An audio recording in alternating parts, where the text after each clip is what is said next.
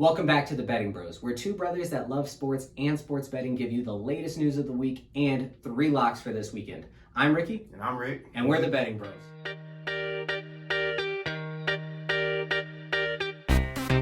So the first thing that we're going to be talking about today is the Kansas City Chiefs. Now, Kansas City has been going through a little bit of a rough stretch. They're 1-2. They're at the bottom of the division. How worried are you about Kansas City right now? I wouldn't say too worried. I mean, I guess you could go off saying that, a lot of people are probably off of them right now. Yeah. Questioning, are they really that good this year? Because they did just drop 2 games in a row. Right. But you got Pat Mahomes. I feel like that's the one silver lining for any Kansas City Chiefs fan out there is that you have Patrick Mahomes, you have Andy Reid, you have Travis Kelce, you have Tyreek Hill. Now you have Josh Gordon into the lineup. Now, right. Josh Gordon can be a distraction or he can be a great addition. We don't know. He's been reinstated by the NFL. I think with the guidance, though, with Andy Reid and Patrick Mahomes, they already have a set, way they do things. Exactly. So he's going into a good situation. I think he'll be all right. I think he's going into a much better situation than he did when he went to New England. Yes. Even though New England is very strict and by the book, the difference with the Chiefs is a winning football team. They have been for a very long time. This 1-2 start is not necessarily something to be super worried about. He's on the right track. He's been reinstated. He's passed all of the guidelines that he needs to pass to get back into it. But more importantly, I think what Josh Gordon is going to be used for is to open up Tyreek Hill all over again. If Patrick Mahomes starts to target Josh Gordon down the field, they're going to have to ease up on Tyreek Hill.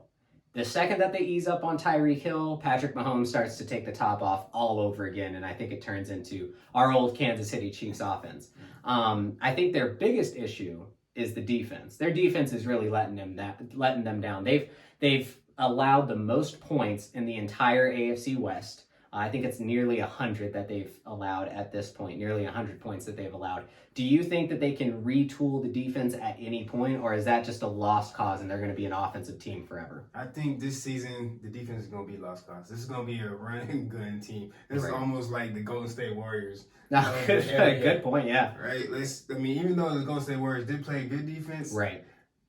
Kansas City don't have very good defense this year. No. And they're not getting much pressure on quarterbacks, which is allowing them to actually push the ball downfield.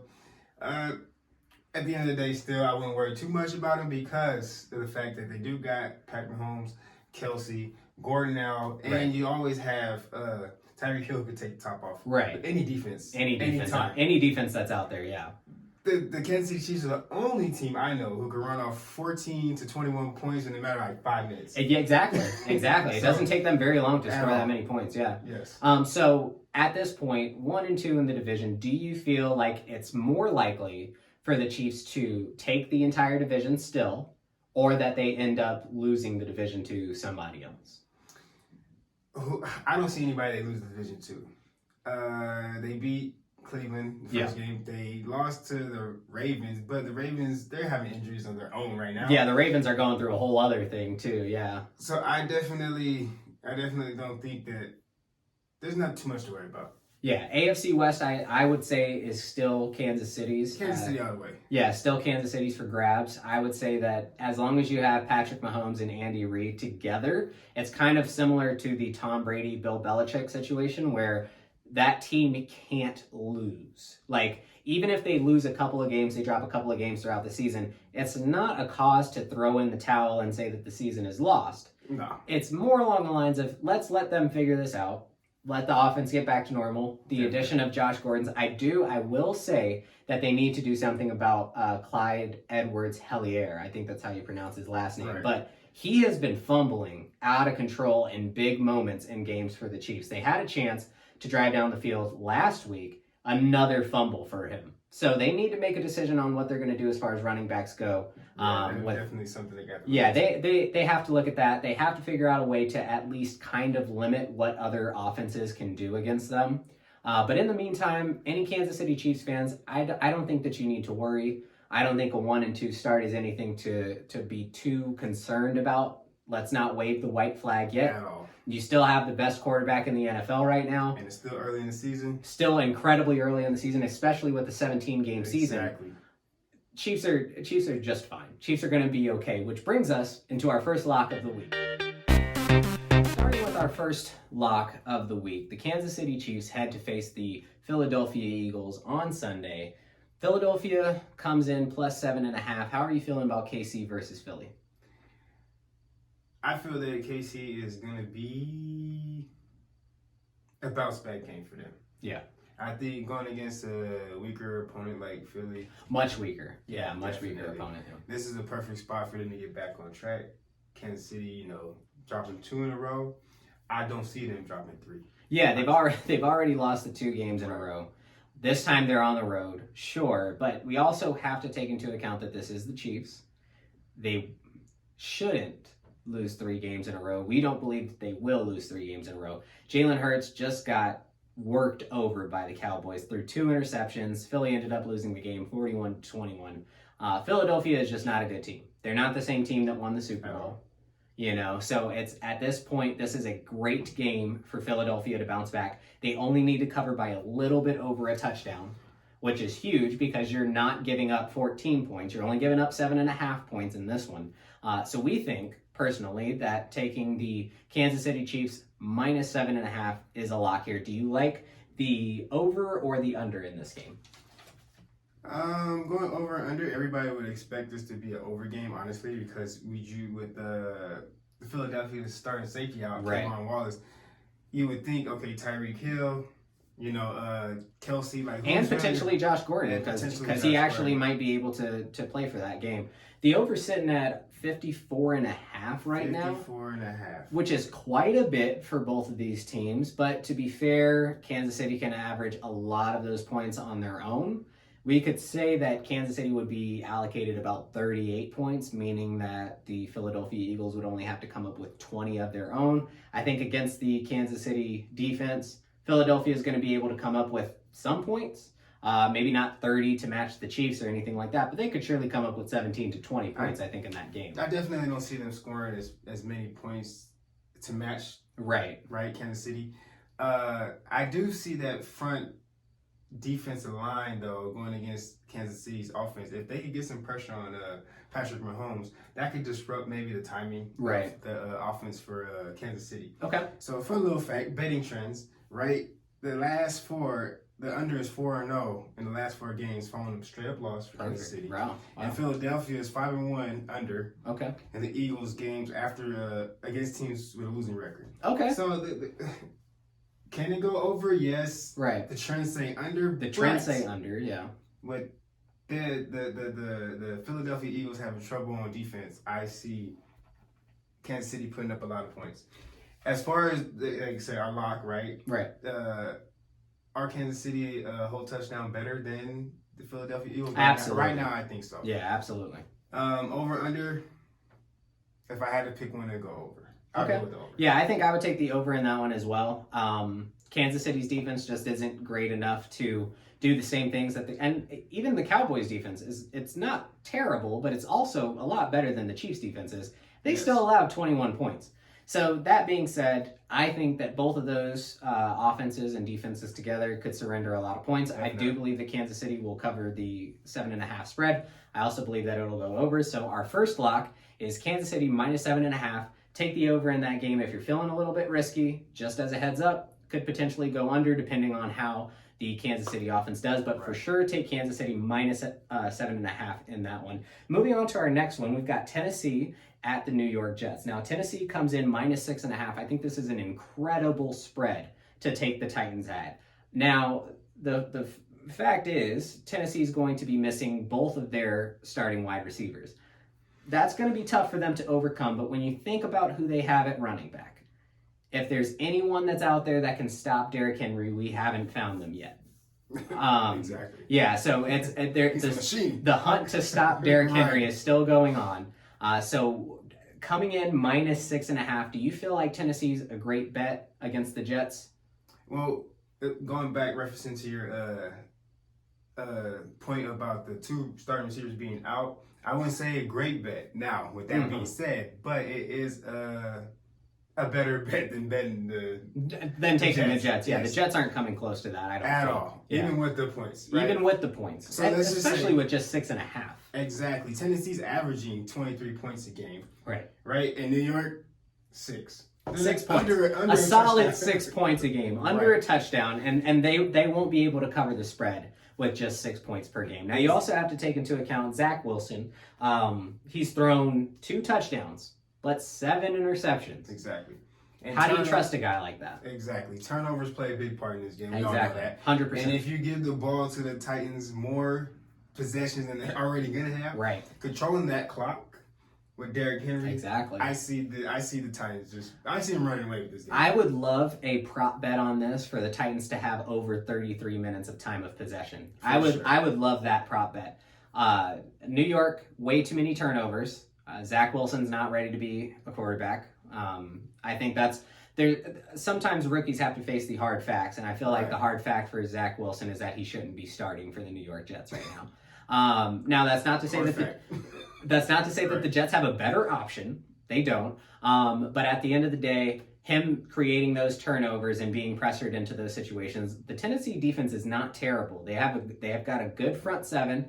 They've got a couple of good secondary guys. Kevin Byard's the main one. But they're going to capitalize on those turnovers, and the ball is going to get handed to Derrick Henry more than ever, considering the fact that those 2 starting wide receivers are out. And the defense of the New York Jets does not have enough to stop him.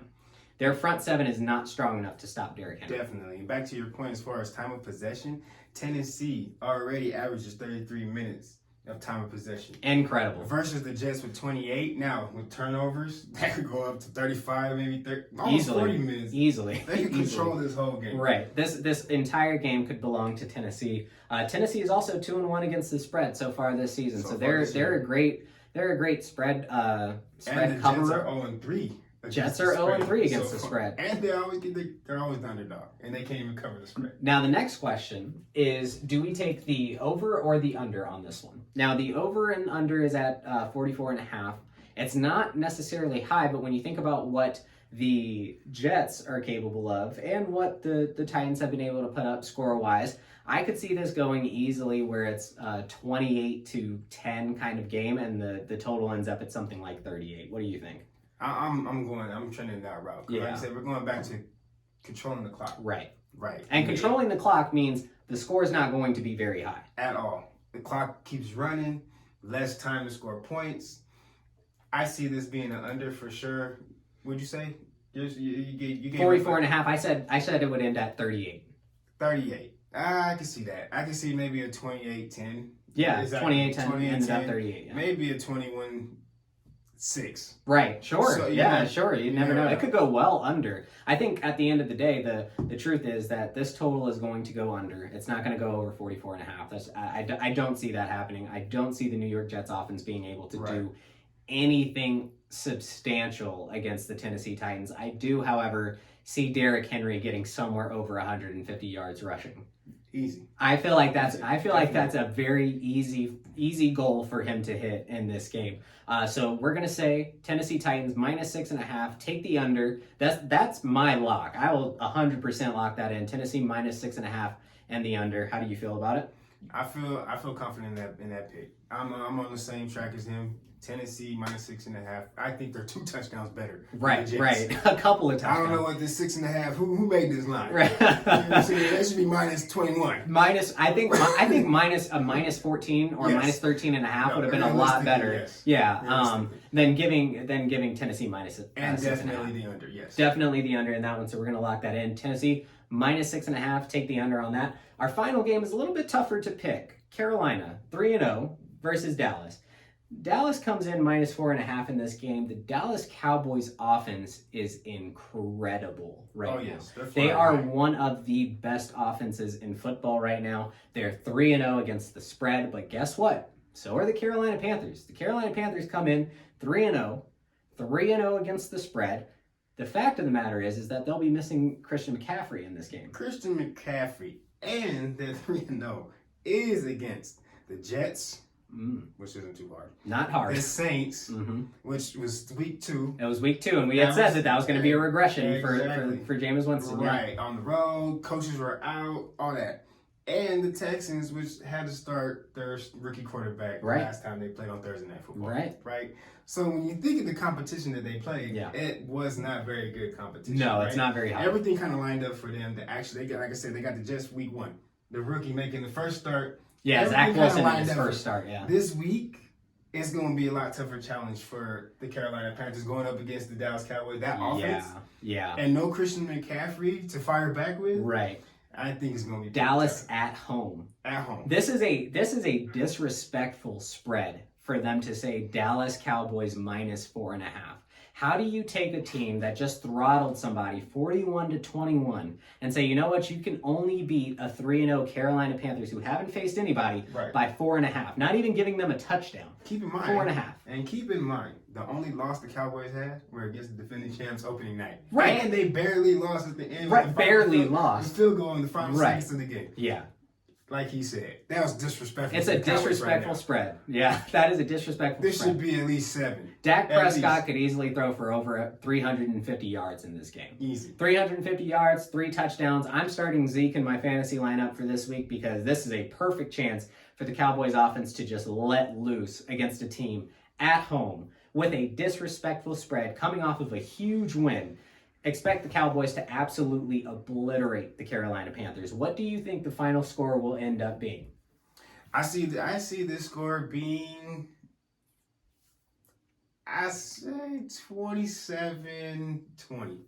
27-20. So within a touchdown. You think it'd be within a touchdown? Within a touchdown still. I'm gonna go with something. I'm gonna go with something crazy. I say that the Cowboys win this game 38-13. That's what I'm going with. I do not think that the Carolina Panthers will be able to score that many points against the Dallas Cowboys defense, even if the Dallas Cowboys defense isn't great. They do not have Christian McCaffrey. Sam Darnold is not this quarterback that we're elevating to this high stature because the Carolina Panthers are 3-0. They haven't played anybody. So I think that Dak Prescott, Ezekiel Elliott, Tony Pollard, CeeDee Lamb, Amari Cooper, all of those guys. Too many weapons. Way too many weapons for the Carolina Panthers to do anything with. So I think that 100% you could take this to the book right now. Take Dallas -4.5 at home. Perfect pick for you to make some money. Lock that bad boy in. Lock that bad boy in. Let's get it. We're going to get to some tougher games right now with our toss-ups. The Minnesota Vikings are going to be hosting the Cleveland Browns. This is a AFC North versus NFC North kind of matchup. Browns heading to Minnesota, coming in -2. However, there's injuries on both sides of the ball. Probably the most notable is that Dalvin Cook will likely be missing in the lineup for Minnesota. Now, both of these teams are eerily similar. They do a lot of running and then play action and bombs downfield is kind of their format for offense. Where they usually can get ahead on other teams is on the defensive side of the ball. Now, the pass rushers for the Cleveland Browns, mainly Myles Garrett, they're going to be a problem for the offensive line of the Minnesota Vikings. Now, on the opposite side, Danielle Hunter, Everson Griffin, Dalvin Tomlinson, Michael Pierce. Definitely get pressure on the quarterback. They're going to be very, very tough for the Browns offensive line to go against. How do you see this game going from the first half?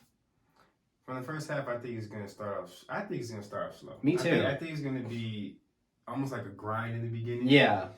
Second half, whoever makes the better adjustment, honestly, I feel is going to win the game. I feel like it's honestly at that point to where there's some games that are just whoever scores last wins. It's one of those. I feel like that's what this game is set up to be. And something like a -2 isn't necessarily enough, and even a +2. You know, if it's a +2 and you end up coming a field goal short, yeah, definitely. You still didn't cover that spread. And Minnesota has had a tough time closing out games. They could have beat the Cardinals. They could have beat the Bengals. They didn't beat either one of those teams. And it's not necessarily, we won't put it all on Greg Joseph missing a field goal against the Arizona Cardinals. The fact of the matter is that Mike Zimmer should be running a much better defense than he's been running this year. Now, a lot of people aren't harping on him yet, but as the season goes on, if his defense continues to do that, the GM, Rick Spielman, is going to have to take a look at Mike Zimmer and figure out whether or not he's going to be the best coach for this team in the future because his defense is slipping while the offense is clicking. Oh, for sure. The offense They're looks putting up incredible, points. putting Yeah, up a lot of points. Putting up points. Cleveland is in the same boat. They played against the Kansas City Chiefs really well. After that, their wins aren't necessarily very notable. Not very impressive. Right. Who have they beat so far that's of note? Nobody. Right. They played against the Texans. Tyrod Taylor. Honestly, Tyrod Taylor and the Texans were winning that game until he got injured. Yeah. Went out again. That's so strange that he's not doing great. Not doing great. They follow that up with going against Fields, his first start. Right. Chicago Bears. They're not a good team either. No, they're not a good. They're not a good team right now. So I mean, with that being said, they actually haven't beat anybody worth talking about. Right. My only question is the fact that the Vikings did play tough against Seattle Seahawks, right? Yeah. They won that game. Are they going to ride that wave that high into this game, or is it more of a letdown game because that was such a high? I feel like a letdown week for them. Yeah, I see what you're saying. I feel like if the Minnesota Vikings were on the road, it would be a letdown game. The fact that they're at home in front of their fans all over again, playing inside of US Bank Stadium is a tough thing to do. I've been to the stadium. That stadium is loud. That stadium is rocking, and it will get other teams off of their momentum. And what the Browns are missing is any real threat. They have Nick Chubb, but if you think about the interior defense of the Minnesota Vikings, the coverage is terrible. Do not get me wrong. Coverage is terrible.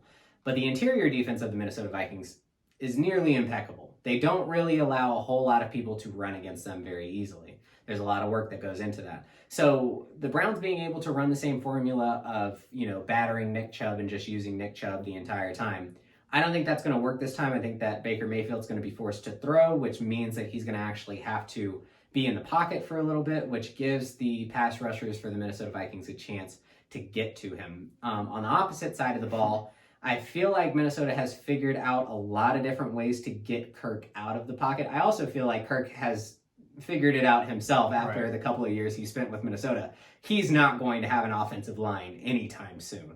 So he makes decisions a lot faster now, and when he bails, he bails. He actually went for, I think it was like a 23-yard run against the Seahawks, which is something that Kirk Cousins is not normally doing. No. So I do feel like at this point, there's certain players on the Minnesota Vikings that will make a huge difference here, Kirk Cousins being one of them. Adam Thielen is one of the hardest people to stop inside of the red zone. I think right now he has the most red zone touchdown receptions. Don't quote me on that, but I'm pretty sure that I'm right. Alexander Mattison will be the replacement again for Dalvin Cook, went for 112 yards against the Seattle Seahawks last week. I don't see the Vikings losing this game at home, especially coming in with the high of beating the Seahawks, a team that they've lost to frequently for a very long time. And I'm going to go the opposite of that. I feel that the game that they played last week, they won't be able to have a repeat performance. Okay. Not this week. Only because it was such a big win for them. Right. The Seahawks. I mean, it's not a division. They might be riding that and game, get lulled into it. Right. The Seahawks were supposed to come in there and win that game. Right. They beat them. I feel they're going to regress a little bit this week. Take a step back. The Browns, going back to the Browns, they haven't beat anybody notable. Right. But with that being said, I do think they will put up a bigger fight this week, knowing that they're going in and playing a solid team like the Vikings. Yeah. I feel they cover that. I feel they win by field goal. Okay. My pick, I feel okay. Browns by field goal. Absolutely. And that's the great part about toss-ups. Like we said last week, is that it's okay for us to disagree on the toss-ups. These are tough games to call. So we're gonna split on this one. I'm gonna take the Minnesota Vikings +2. I'm actually gonna take Minnesota Vikings money line +113, so you guys can make a little bit of change on that one. And Rick's gonna go with the Cleveland Browns -2 in this one. So moving on to our next one, another tough matchup, an interdivisional matchup between the Arizona Cardinals and the LA Rams. Arizona, a great football team. Already 3-0. Both of them have incredible offenses. I just feel like the Rams are on a completely different level, and the Rams are playing at home. The Rams are already 2-0 against the spread at home. They're 9-1 against the Cardinals. They're 8-1-1 against the spread in their last 10 games versus the Cardinals. Matthew Stafford's already thrown for 942 passing yards, 9 touchdowns, and 1 interception. I don't see a team in the NFC right now, and this includes the Bucs, which the Bucs tried to beat them, and they didn't. I don't see a team in the NFC right now, aside from maybe the Packers, stopping the LA Rams. The LA Rams defense is incredible. Jalen Ramsey, Aaron Donald, and now they have a generation level quarterback, Matthew Stafford, who was stuck in Detroit for so long, trying to make Detroit a great football team. And now he actually has the weapons to, kind of showcase his talents. And he's already thrown for nearly 1,000 yards. Heading into this game, what do you think the Cardinals can do to win this one? They're going to have to get some Stops. I think Chandler Jones needs to have the same kind of game he did against the Titans. Definitely. They're going to have to get some stops. And they're going to have to keep up pace in scoring. Right. They're going to have to generate some turnovers to limit the opportunities that the Rams have to actually score points. The Rams, like you said, going back to your point, they're lighting it up. Yeah. Right now. I mean, there's no stopping this freight train. They're just running over people. With that being said, they're almost, as far as statistic-wise, they're almost even. Points per game, Arizona 34, the Rams 31. Wow. Right. Yards per play, they're both at 6.8. Third down point percentage, Rams 54. So they're actually converting on third down. Yeah. So if they which is huge. Right. Yeah. So that leads to time of possession. But this crazy part is the time of possession, Arizona is 32 minutes a game, and the Rams are only 27. Right. So, but that just means they're scoring faster. They can score faster. They can score a lot faster. Betting trends in this one is the favorite is 9-1 against the spread in the last 11 meetings between these two teams. Okay. And the road team is 9-3-1 against the spread in their last 13 meetings. So the road team's been performing a lot better in this matchup. Right, in this particular matchup. Right. Performing better in this matchup. With that being said, am I going with the Cardinals? No, I'd go with the Rams. Yeah, I feel like the Rams coming into this one -4.5. It's just like we were talking with the Dallas Cowboys. -4.5 is disrespectful with the way that the Rams are performing right now. The Rams are at a peak right now. We've seen this before with the Rams, though. And there is a point that they cool off. This is not Jared Goff. No, it's not Jared. It's not Jared Goff. It's Matthew Stafford. So I feel like this is a much different Rams team. I think that at home, the Rams could definitely be considered a lock that you should add to your ticket. I think that we both agree on this one. Taking the Rams -4.5 is your best bet for this game. This is a tough game to call, which is why we're calling it a toss-up, because it could go either way. You have an incredible offense on the opposite side, and we've seen what the Arizona Cardinals defense can do. We just haven't seen it in the last couple of weeks, especially with that Arizona Cardinal game versus the Minnesota Vikings. We did not see that same kind of defense there. So I'm going to go ahead and take LA Rams -4.5 at home. I think that's a great bet right there. How do you feel? I'll second that bet. Second that bet. Moving on to our last one, probably the toughest one. Seattle Seahawks versus the San Francisco 49ers. This is going to be a game. This is another interdivisional matchup. Two teams that are in the NFC West battling it out.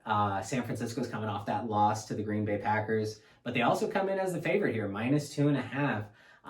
San Francisco is great at controlling the clock. They average about 30 minutes time of possession, but Seattle is 8-2 straight up against San Francisco. Now, this is a different San Francisco team, to be fair. Seattle's been running the NFC West for a very, very long time. I think the tides are starting to change. And I do think that the LA Rams are ahead of the Seahawks. Right. It has been a battle for the last couple of years between the LA Rams and the Seattle Seahawks, to be fair. But when it came to who had longevity in the playoffs, it was always the Seattle Seahawks. They were always the biggest threat to bigger teams because of Russell Wilson. And he comes into this game facing Jimmy Garoppolo.